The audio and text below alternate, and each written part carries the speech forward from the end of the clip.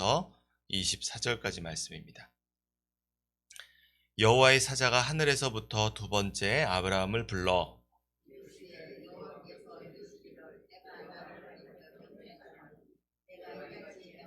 내 아들 내 독자도 아끼지 아니하였으니 내가 내게 큰 복을 주고 내 씨가 크게 번성하여 하늘의 별과 같고 바다의 모래가 같게 하리니 내 씨가 그 대적의 성문을 차지하리라. 이는 내가 나의 말을 준행하였습니다. 이에 아브라함이 그의 종들에게로 돌아가서 함께 떠나 브엘세바에 이르러 거기 거주하였더라. 아브라함에게 밀가가 당신의 형제 나홀에게 아들을 낳았다 했더라. 그의 맏아들은 우스요 우스의 형제는 부스와 아람의 아버지 그무엘과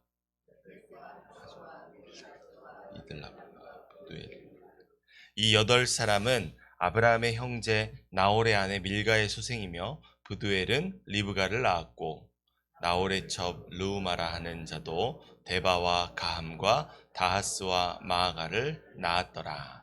아멘. 할렐루야.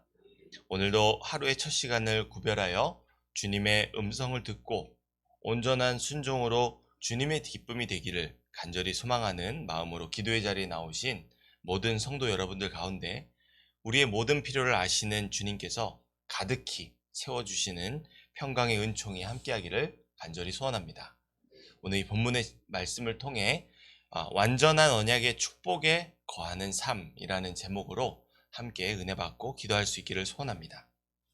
하나님은 뱀의 미혹에 넘어가 죽음이라는 죄악의 진노 가운데 놓인 온 인류를 구원하시는 일, 즉 사망에서 생명으로 옮기시는 일을 위해 창세기 3장 15절부터 여인의 후손, 즉 약속된 씨를 통해서 행하실 일들에 대해 우리에게 말씀하셨습니다. 이는 이미 창세 이전부터 예수 그리스도를 통해 구원하실 하나님의 구원 계획에 의해 준비된 일이었습니다. 단지 사람이 죄를 지었기에 급조된 계획이 아니라 에베소서에서 말씀하시는 것처럼 창세 이전에 구원 계획되었던 완전한 구원 계획 말입니다. 사탄의 미혹도 인간의 타락도 모두 온전한 구원을 통해 친히 다스리시는 하나님의 주권 아래 있었던 하나의 계획일 뿐입니다. 그러나 이 일을 행하시는 하나님은 스스로 행하기보다 반드시 그 죄로 인해 타락한 사람을 통해 바로 이 구원 역사를 이루십니다. 그 사람이 바로 모든 믿는 자들의 조상인 아브라함입니다. 그리고 우리는 아브라함을 세상 가운데에서 부르셔서 창세기 12장에서 그에게 약속하신 언약을 이루시기 위해 어려운 믿음의 시험을 주셨고 이에 아브라함은 100점 만점으로 통과한 사실을 우리가 지난 시간 독자 이삭도 아낌없이 하나님께 제물로 바쳐드린 그 사건을 통해서 확인할 수 있었습니다.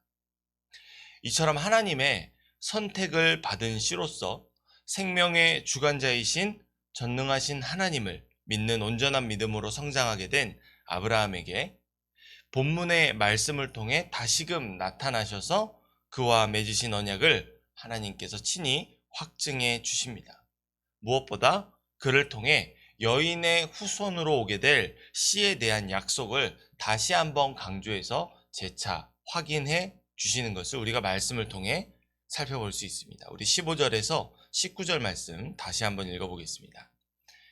여호와의 사자가 하늘에서부터 두 번째 아브라함을 불러 이르시되 여호와께서 이르시기를 내가 나를 가리켜 맹세하노니 내가 이같이 행하여 내 아들 내 독자도 아끼지 아니하였은즉 내가 내게 큰 복을 주고 내 씨가 크게 번성하여 하늘의 별과 같고 바닷가의 모래가 같게 하리니 내 씨가 그 대적의 성문을 차리하리라.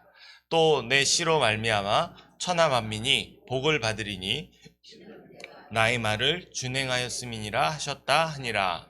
이에 아브라함이 그의 종들에게로 돌아가서 함께 떠나 브엘세바에 이르러 거기 거주하였더라. 아멘. 하나님은 뱀의 그 인류를 죄악으로 밀어넣은 발꿈치를 무는 공격을 저지할 여인의 후손이 태어나게 될 조상으로서 아브라함을 택하셨습니다. 그리고 그의 믿음을 정말 그가 믿음의 조상이라 불릴 만한 것인지 확인하시기를 원하셨습니다. 그리고 아브라함은 독자 이삭을 바침으로 그 믿음의 시험에 온전히 통과할 수 있었습니다. 그 시험이란 이삭보다 하나님을 더 귀히 여기느냐에 대한 시험이었습니다.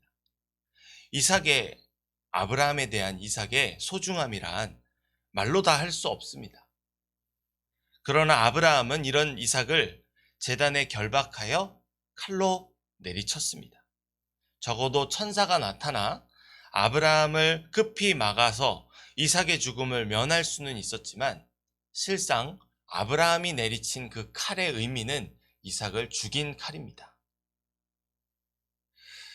왜냐하면은 아브라함에게는 아들을 주시리라 약속하신 하나님께서 그 아들을 제물로 바쳐 죽이라 하셨을 때는 그 죽은 이삭마저도 다시 살려주실 것이란 믿음이 바로 하나님을 향한 아브라함의 믿음이었기 때문입니다. 아브라함의 믿음을 시험하신 하나님은 그 결과 너무 기뻐하셨습니다. 그리고 여호와의 사자를 두 번째로 그에게 보내주셔서 그에게 이미 약속하신 언약의 축복을 확증해 주십니다. 본문의 약속은 우리가 조금 더 살펴보면은 창세기 12장에 하나님께서 아브라함과 맺으신 언약과 매우 유사하다는 것을 확인할 수 있습니다. 다른 점을 하나 꼽자면 16절에서 내가 나를 가리켜 맹세하노니 라며 하나님께서 자신의 이름을 걸고 그 언약에 대해서 다시 한번 재차 확증해 주시는 것입니다.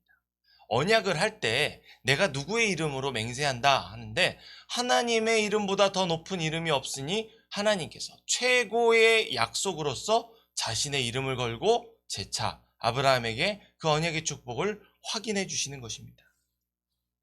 그리고 그 모든 내용들은 이미 약속하신 하나님의 언약이 아브라함의 믿음으로 인해 모두 그 믿음 따라 행함으로 모두 확인되었다는 점이 강조되고 있습니다. 모든 약속들이 아브라함을 통해 검증되었기에 이 언약이 아브라함에게 반드시 임하게 될 것이라는 점이 이 말씀에서 강조되고 있습니다.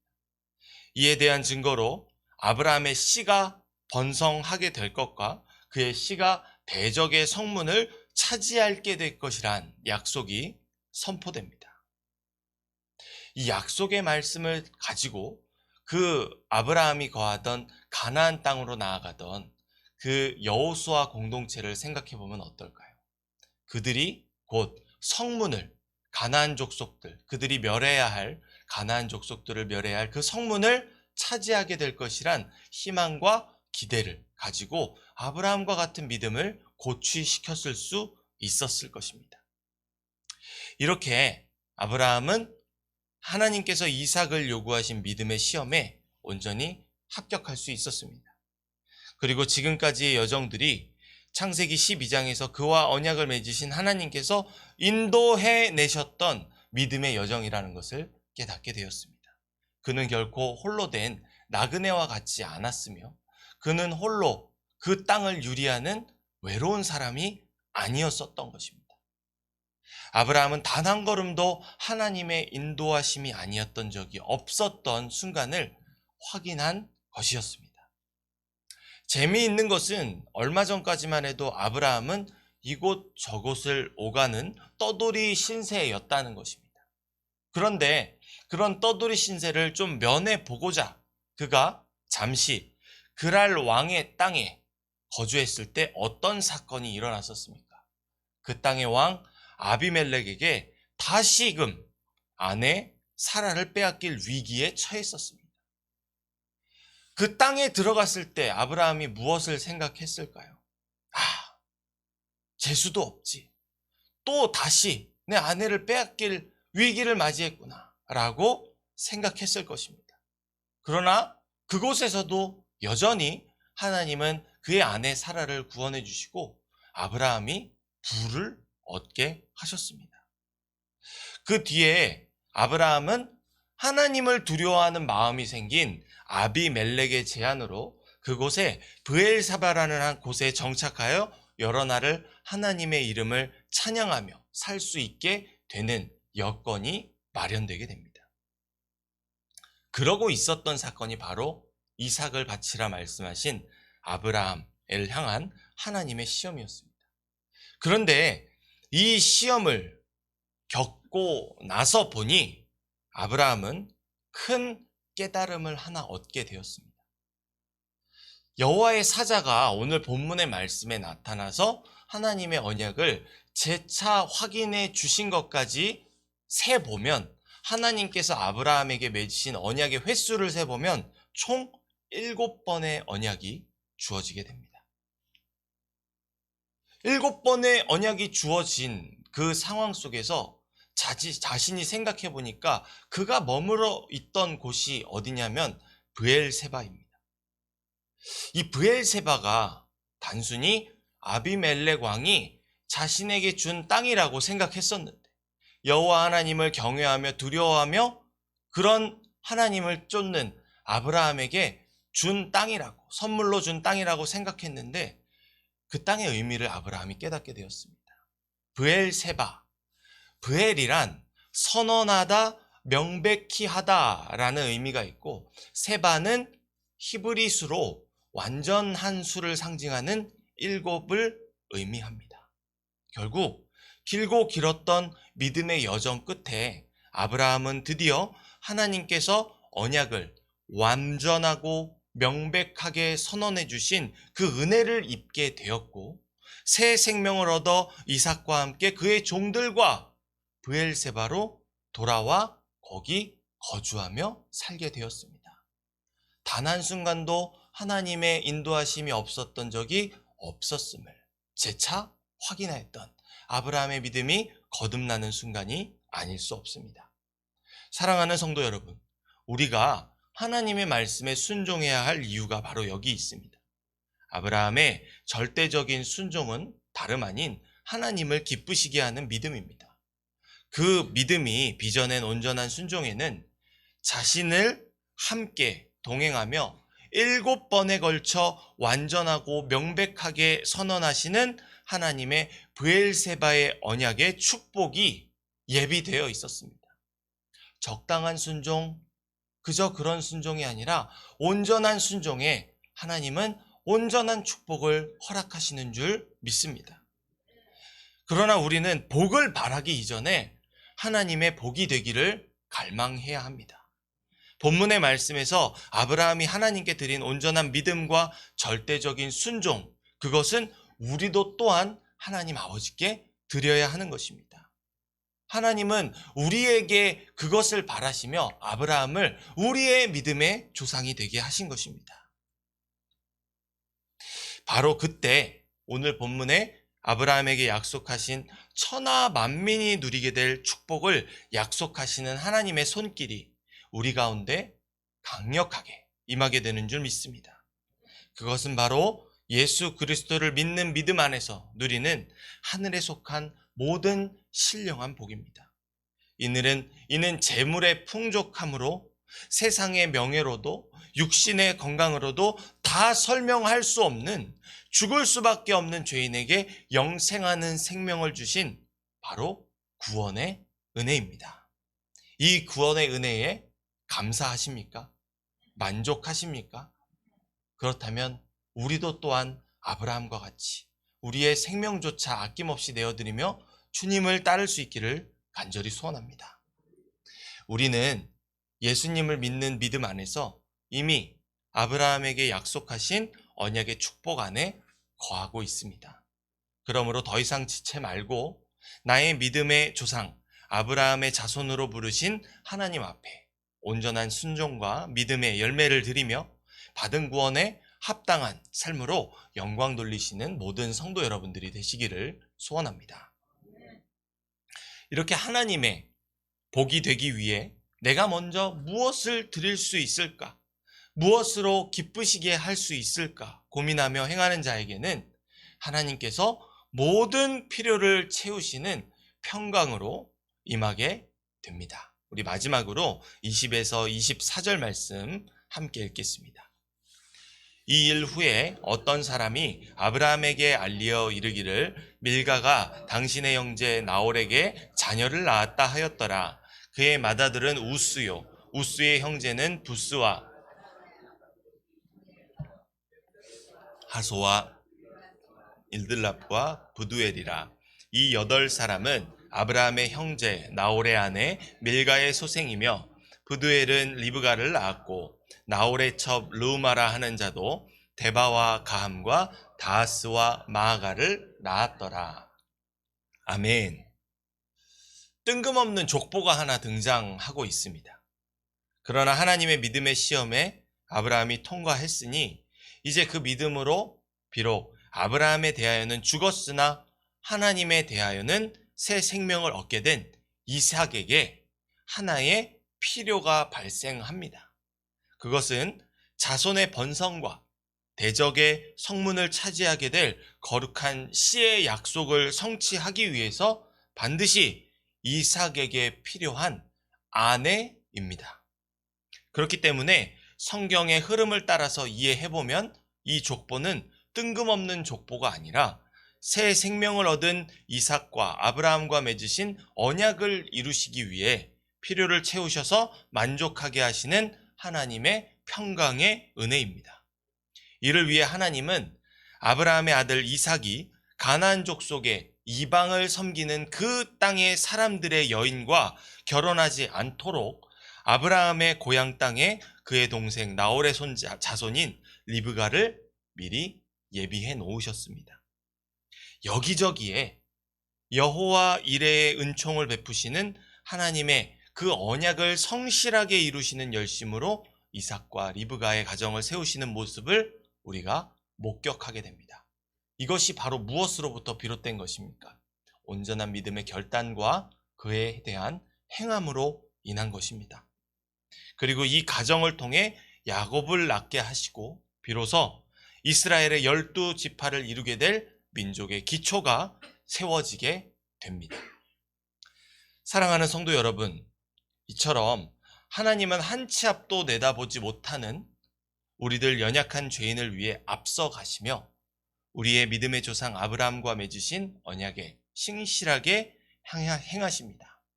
결코 부족함이 없고 차고 흔들어 넘치도록 그의 택하신 자녀들에게 필요한 모든 것을 공급해 주십니다.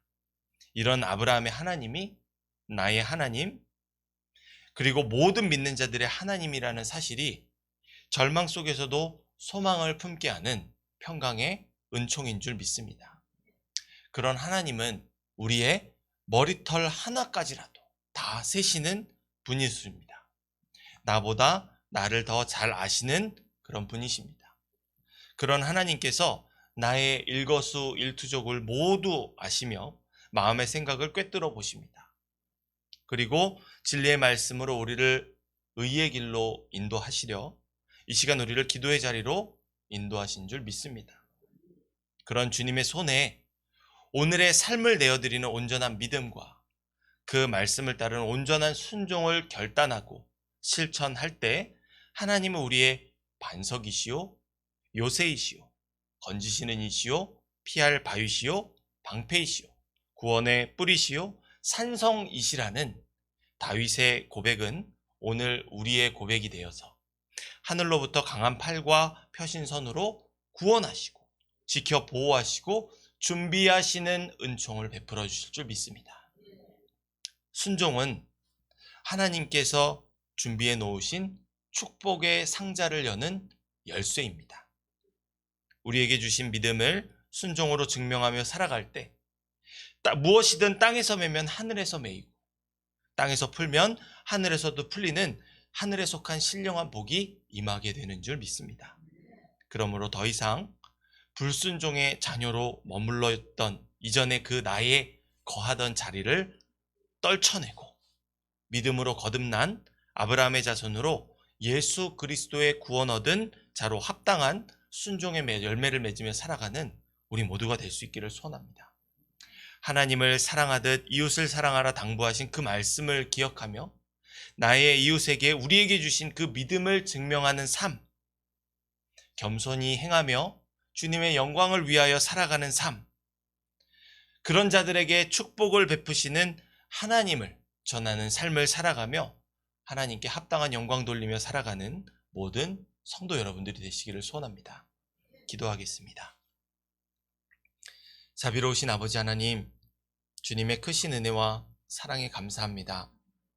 이미 우리를 향해 예비하신 완전한 축복에 거하게 하시려 우리에게 이 진리의 말씀을 통해 완전한 언약의 축복에 거하는 삶을 가르쳐 주심에 감사합니다. 아버지 하나님, 그러한 삶은 생명의 주관자이신 전능하신 하나님을 믿은 믿음으로 온전한 순종에 이르는 행함에 이르는 참된 믿음인 줄 믿습니다.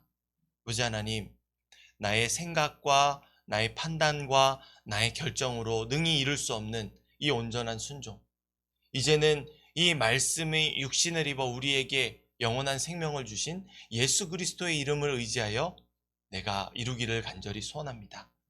아버지 하나님, 우리의 능을 의지하지 않게 하시고 이 모든 일을 가능하게 하시는 우리 안에 내주하시는 성령님의 그 충만하신 그 섭리의 힘으로 말미암아 주님의 영광이 되도록 섬기며 순종하는 자가 되게 하시고, 아버지 하나님, 이웃을 사랑하라 말씀하신 그 말씀 기억하여 오늘 우리가 주님 앞에 맺어야 할 그 믿음의 열매, 우리의 삶 속에서 만나는 수많은 이웃들에게 베풀며 섬기며 헌신하는 삶을 살아가게 하여 주옵소서.